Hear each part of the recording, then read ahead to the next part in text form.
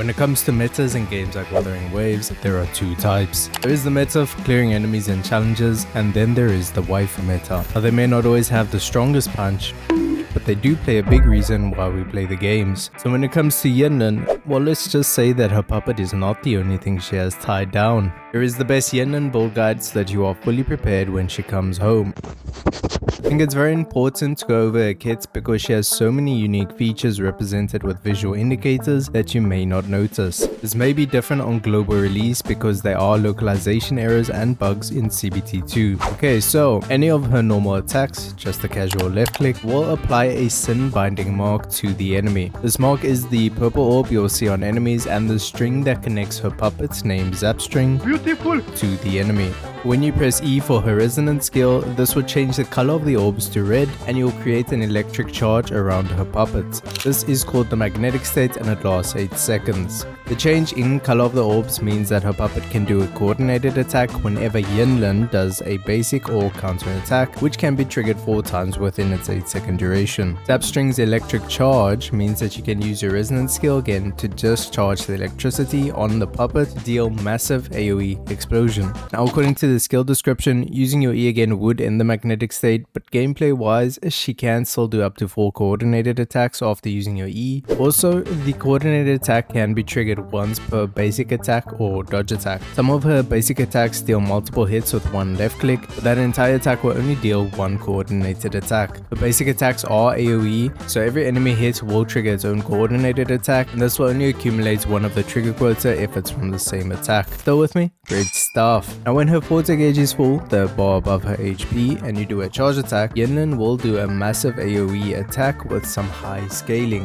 If this attack hits an enemy with the sun binding mark, the purple or red orb, then it will change the mark to a trifecta called the punishment mark for 18 seconds, and this is very noticeable. Hitting any enemy with this mark using any character will trigger a powerful lightning strike to all enemies with the mark, and this can be triggered once per second. Switching out of Yinlin will clear all the sun binding marks but not the punishment marks. Lastly, her resonance liberation is just an AoE attack that will mark enemies it hit with the sun binding mark. Right now we are all on the same page for the rest of her build. Yinlin uses a rectifier and her weapon options depend on how you want to play her, so let's start with her as a sub DPS. On screen now you can see the weapon damage ratios using her off-field lightning strike for each weapon. Her best in slot, although not a much higher ratio than the other 5-star, does make it extremely easy to build Yinlin because the crit rate substat means you need less crit rate rolls from echoes and you can reach her damage ceiling with less farming. The same reason applies to the augment, although you will need to purchase the battle pass to obtain a rank 1 copy. The rest of the rectifiers, including the other 5-star, it will require a larger investment into the crit rate substat from your echoes. With that being said, your best FTP option is the Jinso Keeper. 3-star options are not the greatest on her in a sub DPS role. If you want to play Yinlin in a DPS role, then Cosmic Ripples will be the best option for you with the right crit rate. This weapon will increase her basic attack damage, which she will spam, and provide some energy recharge for her ultimate, which is good for concerto energy and applying the sin binding mark. The signature weapon will still be a better option if you do not have enough crit rate while equipped with Cosmic Ripples. As for her best 4-star option, it will surprisingly be Rectifier 25. Now I will say this weapon was bugged during CBT2 with a passive that provided a 60% attack boost no matter the rank, so we'll have to wait for global release to see if that's still true for rank 1. You can obtain this weapon for free from an NPC.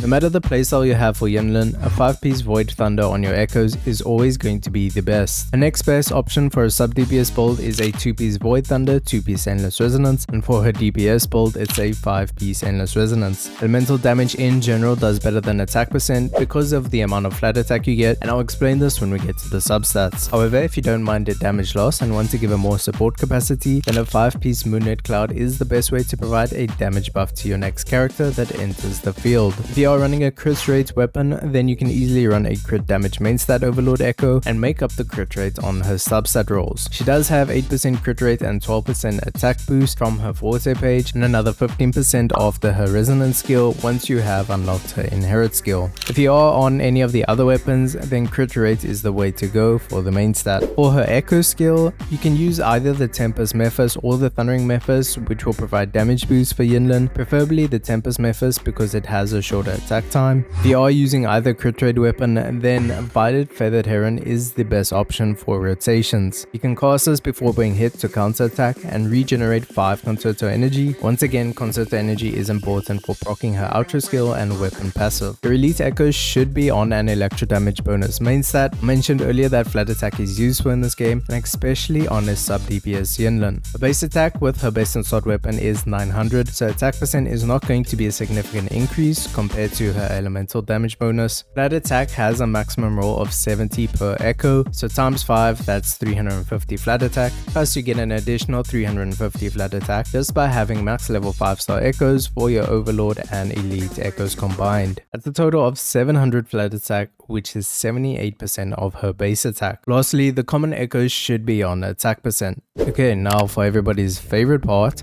substats. For your substats, your priority should be to match your Overlord Echo main stat. So crit rate if it's a crit rate piece, and crit damage if it's a crit damage piece. And yes, you can have the same substat and main stat. On her sub DPS build, attack percent and flat attack are her next focus to maximize her off-field damage. Energy recharge should be chosen over liberation damage bonus and other attributes, because ideally you want her to have concerto energy maximized as soon as possible. Lastly, basic attack and resonant skill damage bonus will help her during her time on field. For her DPS role, basic attack damage bonus and resonant skill damage bonus is a bigger priority than attack percent, and thereafter it will be resonance liberation and heavy attack bonus. Energy recharge will also help her have her burst readily available for large bursts of damage, but most of her on-field damage comes from basic attacks and her resonance skill. The sub DPS role is better in my opinion, but I can understand why you'd want her on field. Yinlin's Forte page will be upgraded according to your specific build. As a sub DPS, you'll want to first level her Forte, then her basic attacks and resonance skill, followed by her resonance liberation and then intro skill. The DPS requirements will ideally be basic attack damage first, then resonance skill, but this is according to your substat on Yinlin's echoes. If you have a bit more resonance skill damage bonus, then you can get away with leveling her resonance skill first, afterwards your Forte circuit, then your liberation, and finally your intro skill. When it comes to sequences, the CBT2 felt like it was lacking on that end, unless you were extremely, and I mean extremely lucky to get any 5-star duplicates, then sequences wouldn't even matter. Many of the sequences had rough translations or just didn't say exactly what it did. Some even had sequences that buff other characters. Yes, I'm looking at you, Sanhua. So for this guide, I'm not going to cover them. Now you're probably wondering who best to play Yinlin with. Well, the neat part is, as a sub DPS, she really will fit into most team comps. Charu will probably thrive the most with Yinlin because of her outro.